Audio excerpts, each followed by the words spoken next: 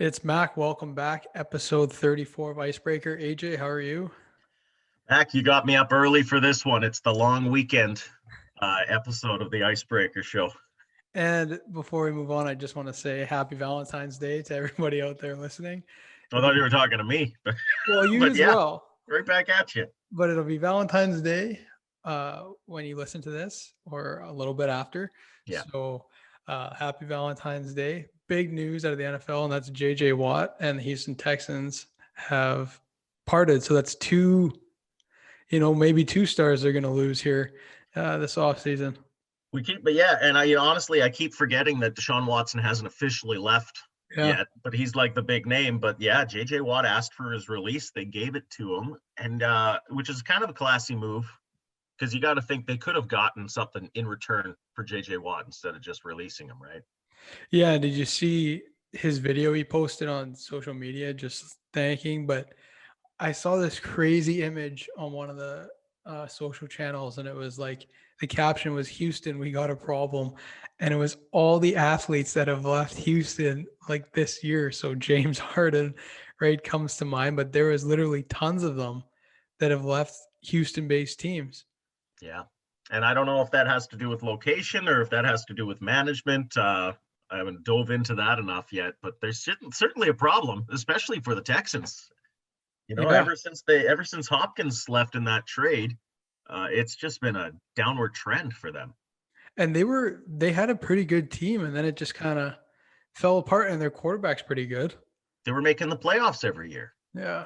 So something's going on there. I hope the rebuild goes well for them because they are going to be left with scraps once Watt and Watson leave, right? Yeah, they sure are. And before we move on from that, I just want to say my Manitoba Building Trades hot take is that JJ Watt will land in a Buffalo Bills jersey. He's gonna be part of the Bills Mafia. A perfect fit. I like that hot take. He fits in that scheme. And if you missed it on Twitter, Stephon Diggs from the Bills actually reached out and publicly said, "Hey, man, we got a good team over here. Let's do it." I hope he lands there. That would be fun. It's not just any project. It's the opportunity of a lifetime. It's about building something great for Manitoba. And that's why you turn to the talent and craftsmanship of Manitoba's expert tradespeople. Manitoba Building Trades is Manitoba's unionized construction industry. Productive labor is our business. With over 10,000 skilled trade professionals, we build what others can only imagine. Visit mbtrades.ca and come build with us. There was also a photoshopped image that I saw on Twitter, and I saw it early in the morning, so it really tripped me out. And it was all three Watt brothers standing around because the other two play in Pittsburgh. Yeah. But they had photoshopped the Pittsburgh jersey onto JJ Watt. Oh, wow. So I don't think Pittsburgh can afford the guy, though. So no, I don't think so either. No. Huge news out of the Western Hockey League. Now they have 3 divisions officially with start dates, and that includes the East Division, home to the Winnipeg ICE, who will be playing in a hub environment or bubble environment in Regina. But finally, we can say we're back. Hockey's back. It's been tough the last couple of weeks because we've been announcing the other divisions, which have been able to start. We've just been sitting on our hands now. So finally, we get that home team. We don't have the home ice advantage, I guess, but really, who does? Right. And I think at this point, I know I've talked to a bunch of the players, throughout this whole process of the last year, and 24 games to them sounds like 100 at this point, right? It'll be a year and a day on March 12th to the last time the Ice played a regular season game, which is crazy. Yeah. And there's tons of that on the show this week. We bring in Mitch Peacock later, and guest this week is Rod Pedersen of the Rod Pedersen Show, who's a huge advocate to the Western Hockey League, and he has some great insights there as well. So lots of WHL talk, but just exciting to finally, have that start date. More than anybody else in my circle anyways, you're in contact with these players. What do you think the biggest worry is for the players heading into the shortened season? Honestly, I haven't heard of a worry. It's just they're excited. They're just excited to finally play. They've extended off season, right? Continually working out. And when ice has been open, getting out there and skating. And like even some of them, in the last week. I had conversations, and they were hopping out on the outdoor rinks at 7 a.m. with full gear on, just trying to stay in it. So I think more than anything, all that work's going to pay off, and they're excited to go. In the meantime, with the Ice and all the other East Division teams relocating to Regina for a hub this season, I thought it would be fun for our trivia game to focus on NHL teams that have relocated permanently and grill you about it. Okay. This is going to be a fun little round of trivia. I like it. I'm going to start with an easy one here off the bat. Which team was purchased and became the Winnipeg Jets? Oh, the Atlanta Thrashers. That is correct. You started with a real softball there. Yeah. Real easy one for you. Okay. Next one. Which team were the Carolina Hurricanes before relocating? Glad you brought that up, because the Whale is one of the legends of the NHL. They had some of the coolest jerseys. I'm glad they brought them back as the thirds for Carolina. The Hartford Whalers moved to the Carolina to become the Hurricanes. Correct. Yeah. Okay, we're going to get a little tougher here. Uh-oh. Which team were the Calgary Flames formerly known as? The Calgary Flames, if I'm not mistaken, and I'm not 100% sure on this because it was before my time, but that they also came from Atlanta, did they not? The Atlanta Flames? They sure did. Right. Look at I you, remember 3 the A for 3. logo with the little fire coming off the end of it. 3 for 3. It's good. Right on. 3 for 3. Okay. Another easy one. We're going to hold the tough one till the end here. Okay. The Quebec Nordiques are now the what? Colorado Avalanche. Wow. There we go. Man, can you just remember back to when they moved? I know that we were really sad when the Nordiques left Canada, but then they showed up in Colorado. They had Forsberg, pardon me. They had Sakic, and then they went ahead and got Korea. They got Solani, they got Roy, and they put together a dynasty. They were good. So, yeah. They were good. You know what? I have a hard time believing you'd get all these right if it weren't for the reverse retro jerseys. I was around. I was a really, really big hockey fan when a lot of these moves got made, especially obviously the Nordiques and the Whalers moving to Carolina. So, okay, here's a tough one. I will be surprised if this is answered. I didn't know this. Okay. Which current NHL team was formerly known as the Colorado Rockies before relocating? Oh, no. And I can picture the old Colorado Rockies logo, not the baseball logo, but the team logo. I don't have that answer. I guess if I had to throw one out there. No, I can't even do anything logically in my head. How about Buffalo? There. The Buffalo Sabres. Incorrect. That wasn't it, eh? It's the New Jersey Devils. Really? Oh, my goodness. Oh, I should have known that, because they have a bit of a throwback to the Rockies on one of their jerseys too, I think. Yeah. Well. That was interesting to me. I did not know that. So that was fun. 4 for 5 for you for back-to-back weeks. Yeah. Looking forward to my turn next week. Yeah. But as mentioned, we got a great show for you this week. Lots of, WHL talk with, 3 divisions up and running. And first off, we have Rod Pedersen of the Rod Pedersen Show. Joined for his second tour of duty on the Icebreaker Show, the host of the Rod Pedersen Show, Rod Pedersen. Thanks for stopping by. Hey, Mack. Thanks for having me, buddy. And big news out of the Western Hockey League last week was the East Division set to play on March 12th. But that brings us now to 3 divisions that are committed to play in the Western Hockey League, a 24-game schedule. Well, we've all been following it very closely, right? Maybe you more than anybody else. Everybody wanted to have hockey back. And how long ago was it? Almost 2 weeks ago that Jeff Merrick, with that infamous tweet about the Regina bubble. To be honest, I'd heard bits and pieces, but nothing really concrete about the Regina bubble for the East Division. And from what I'd heard, a lot of people in the Western Hockey League weren't very happy that news got out. I think a lot of people were trying to find out who tipped off Jeff Merrick. And as I sit here today, Nobody knows and nobody's saying, because I think they were just afraid that because it hadn't been approved yet, because it was a couple of weeks ago. I think people were just afraid that the health people were going to see that, the health officials, and go, "Oh, we didn't approve this," and just shut it all down. Right. And obviously, I read the story in the Winnipeg Free Press from our good friend Sal, Mr. Sawatsky, and he had even more information. But John Paddock was pretty tight-lipped on the details, and here we are. I mean, as we sit here today, not a lot is known. We saw what was in the news release there. But you mentioned the divisions that are back. We got the East, we got the Central, we got the U.S. division, and we wait for BC.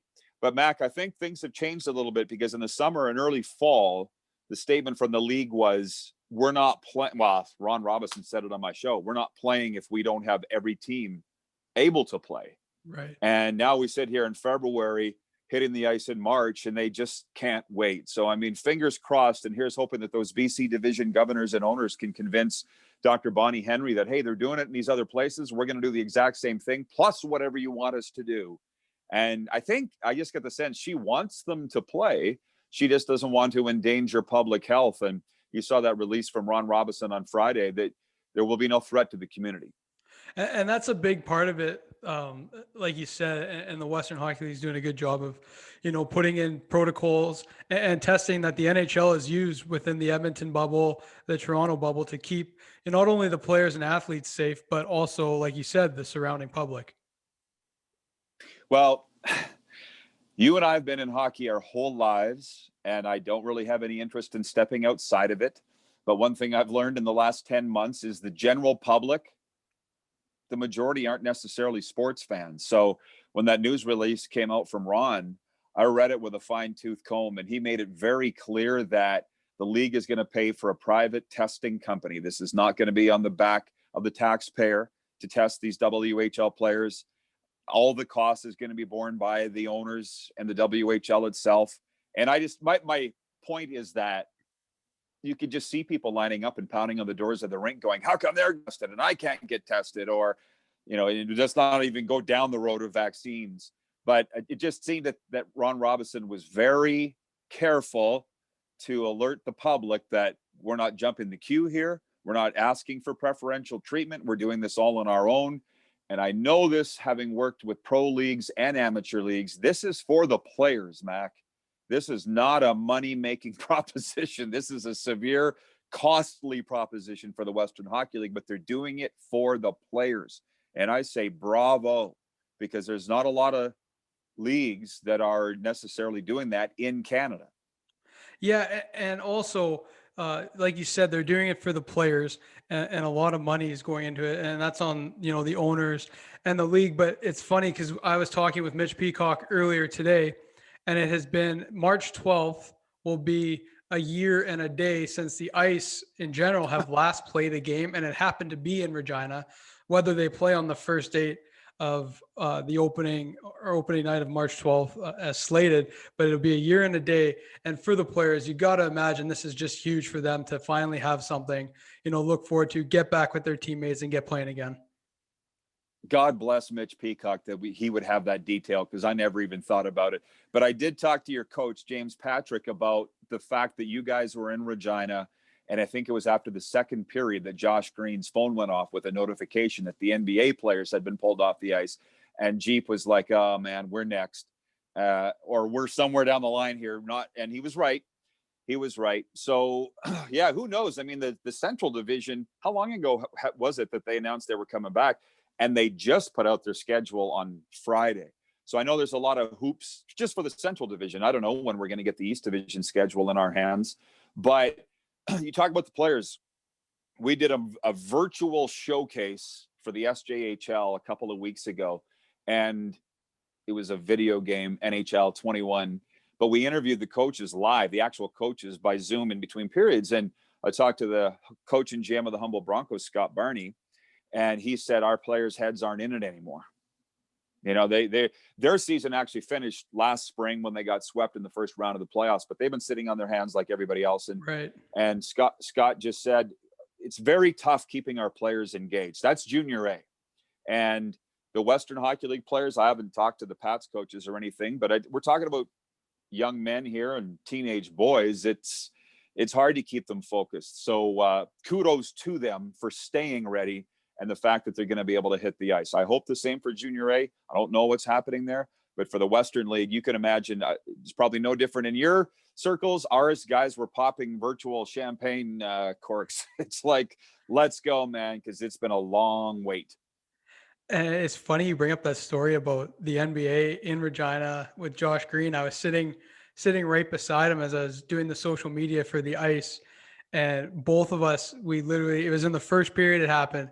We looked down at our phones and we literally showed it to each other at the same time that the NBA had canceled. And we were just sitting there like, lucky to be playing right now. And we'll see what happens, like you said. But it was the turn of events and how quick it kind of transpired was just, it was crazy. Everything just kind of shut down. And then, it's been a year and these guys have had an extended off season with stints, some of them playing Junior A and trying to stay ready. But you got to think, putting in all that work and workouts all the time and not knowing would have been tough. But now finally knowing that they have a day has got to be, if you put in the work, you're going to be ready. Well, and that's the other thing. Regan Bartel out in Kelowna, the voice of the Rockets, wrote a blog the other day, a pretty good one about it was a message to people that don't think they should be playing hockey.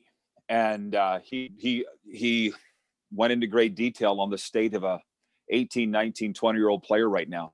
And I had the coach and GM of the Estevan Bruins, Jason Tatarnik, in my studio for my show. And he was just saying his life as a junior hockey player was dictated in his 20-year-old year.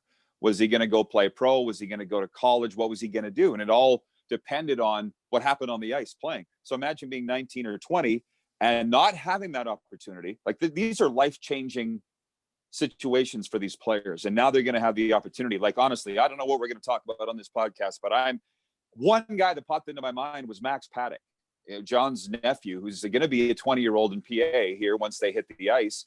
Max has a ton to prove. He's a Brandon kid and he wants an NHL tryout. He wants an NHL contract. He's just one of hundreds of kids that I'm just so happy for. And just, some teams have been on the ice practicing individually. Like, I don't know what the Manitoba rules are, but in groups of 8, there's been a lot of guys on the ice. Connor Bedard, who we're going to talk about in this interview, he's been practicing with a junior A team in West Kelowna, but now we're going to actually get to see him in games. And I think that if we track ratings or views, whatever it is now, those Pats games are going to be highly watched.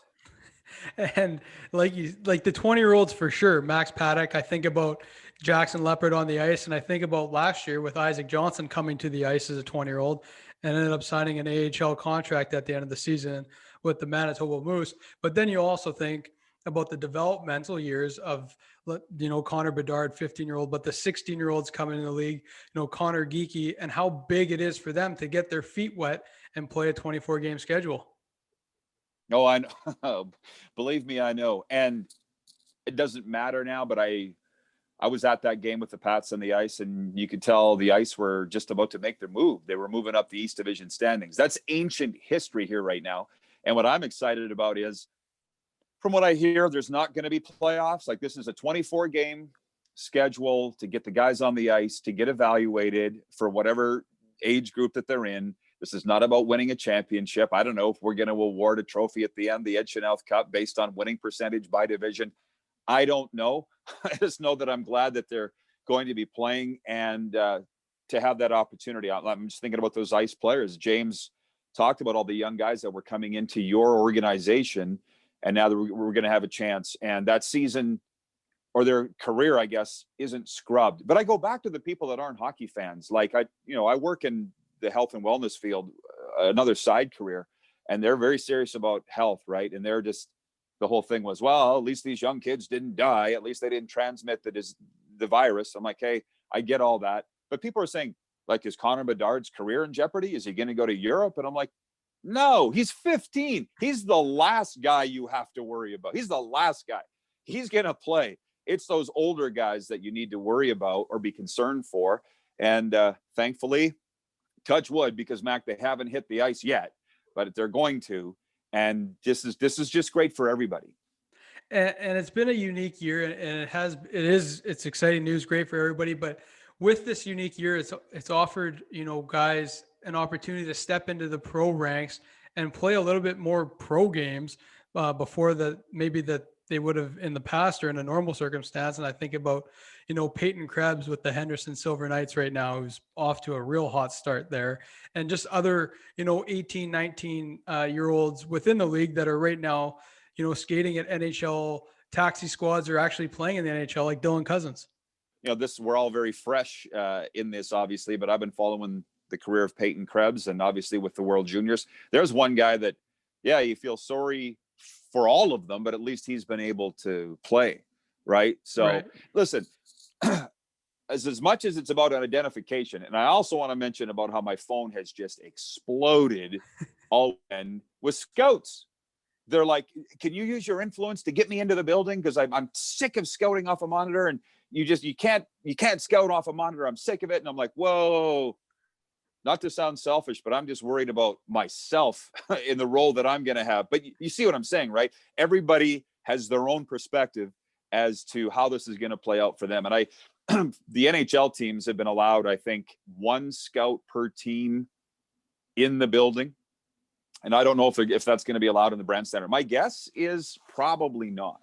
But I'm not sure if I told you on our last interview, my dad worked for the Dallas Stars for 26 years as a scout. So I get their mentality. Believe me, I get it. And you can't really scout off a monitor. I mean, any Joe Blow can see by watching TV who's the best player on the ice. The guys want to see the other things that you don't see. Who's this particular one scout that I talked to? He's like, I want to see who's the first on the ice for warm up. I want to see who's the last off for warm up. I want to see what his habits are in warm up.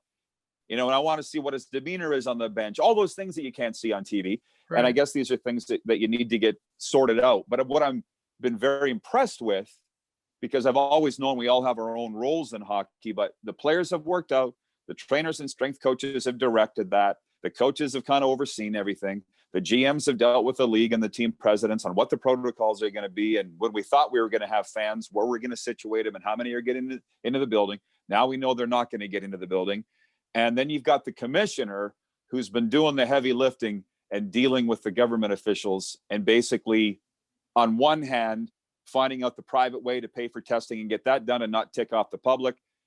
And then be that liaison to the government. Like Ron Robinson deserves a flipping medal, man, by the time this is done. I mean, this is probably taken years off his life, I would think. Yeah, no question. And to switch directions here a little bit, a fun story came out of the Western Hockey League last week, and that was that the Red Deer Rebels will be living in their home arena at the Centrium during their 24-game season. Well, and isn't it interesting that it's a bubble for them, but they're still going to travel. So they, to date, are the only team that I've heard that are going to do this. And I'd heard it weeks ago because there's a Regina kid that's going to be on the Rebels, and he was preparing to go into the bubble and live in a suite. And the reaction to that has been unbelievable. Like, people are saying, this is barbaric. This is terrible. And I'm like, are you nuts? People would pay to do this. You saw the photo of the suite, man. It looks like a hotel room, and I read the article, how they're going to be fed by the arena services, catering staff, and everything is going to be done safely. I basically lived in the rink for a year after my divorce in the 90s. It was awesome. I had a hot tub. I had workout gear. I had, the best TV, everything. So I'm a little envious of those kids. Yeah. And like you said, the suites actually look awesome, but I think about it and it's like, okay, you don't have to wake up too early to get to practice. You just have to walk down the stairs, right? Walk into the room, but all those things. And I guess it's the best way to do it to keep the team safe. But you have to think, for these guys to be able to just spend time with each other, they're never going to be bored. No, not at all. And I know it's a touchy subject in terms of the lawsuits that have been brought against the CHL in terms of the labor, right, and the minimum wage and stuff. And I'm like, well, let's think for a second about, you almost had a year of hockey potentially wiped out. You'd rather not have that. Like, nobody's bringing up this minimum wage employee thing now, right? These kids, if you don't want to be in the bubble, the Red Deer bubble, get out, because there's a lineup of guys behind you. All I'm saying is the players are 100% all in wanting to do this. Who wouldn't want to do this? If you don't. You don't love hockey. It reminds me a little bit. I don't know if any hockey schools you went to as a kid, but we had them. They were like a military dorm. It was like 200 guys in bunk beds, metal bunk beds. And it was the time of our life. And these guys are going to be doing it for 2 months straight. I think it's going to be great. Like, they don't have to worry about any team bonding exercises, because that's what it's going to be every day. I'm just looking forward to when they post a video of whoever's playing NHL against each other on the Jumbotron from one suite and the suite over there, and they're screaming across the arena. I think that'll be exciting. But Rod, thanks for joining the show, and looking forward to the season getting going. You bet, Mac. Can't wait. Go Ice. Always a pleasure having Rod on the show. So thanks for joining again. And we're going to move forward here and bring in Mitch Peacock. And big news out of the Western Hockey League last week.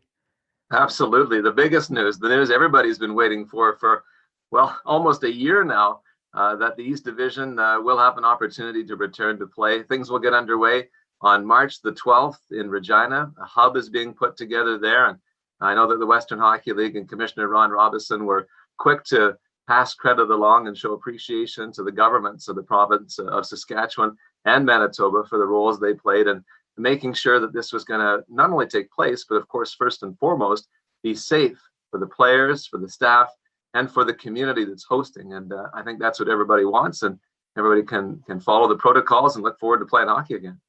And interestingly enough, you brought up a good point off air. It'll be a year and a day since the Ice have last played a hockey game, and it happened to be in Regina.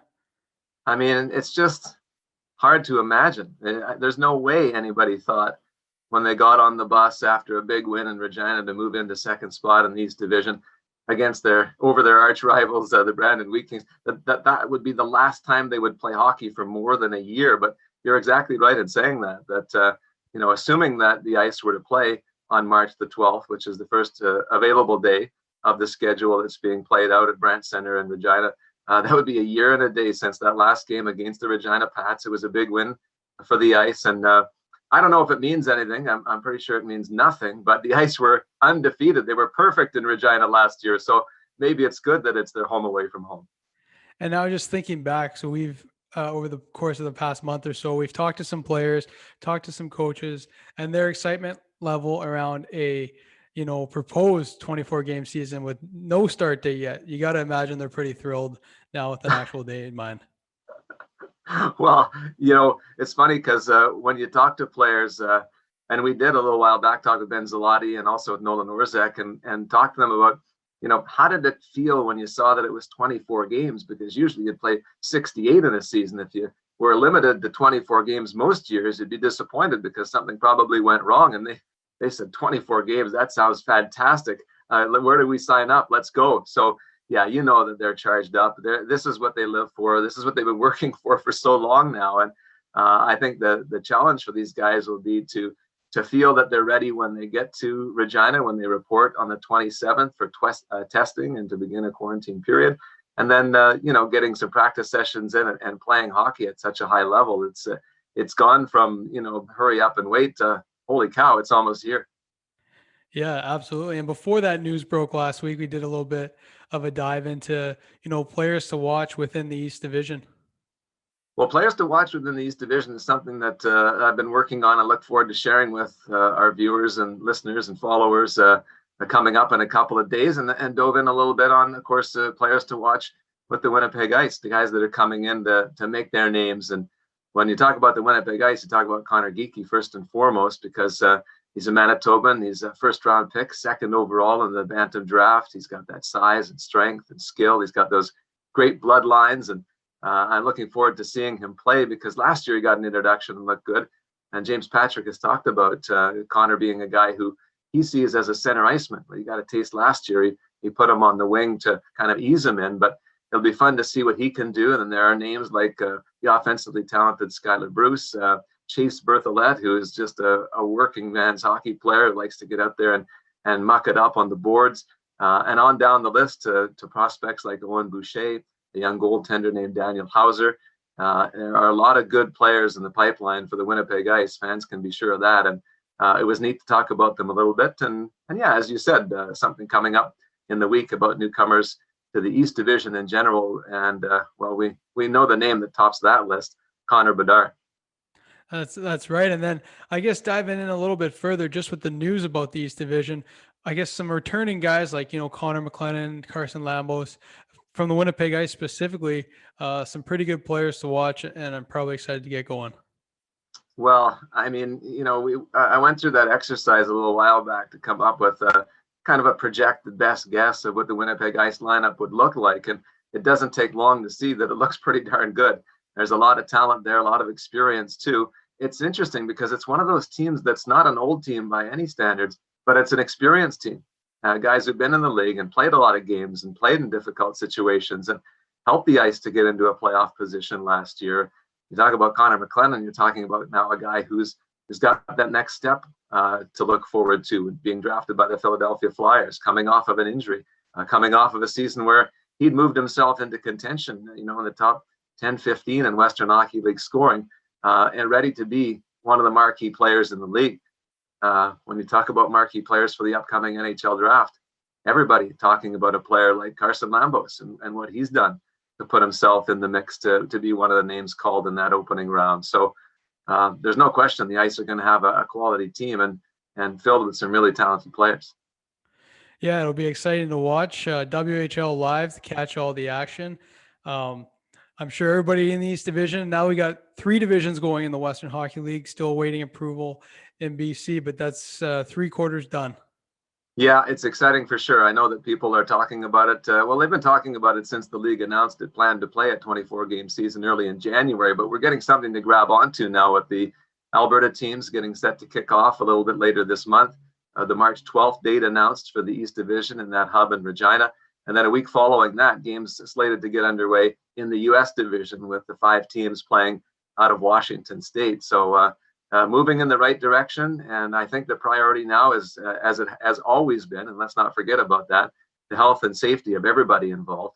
And I know that the league has worked very hard with the governments and the relevant authorities to make sure that there are protocols in place and that, there's a method here that will be used that looks after the people that are playing, the people that are coaching, the people that work in support roles. And as I said earlier, really importantly, the communities where these games are going to be taking place, because this isn't just about hockey players or the Western Hockey League.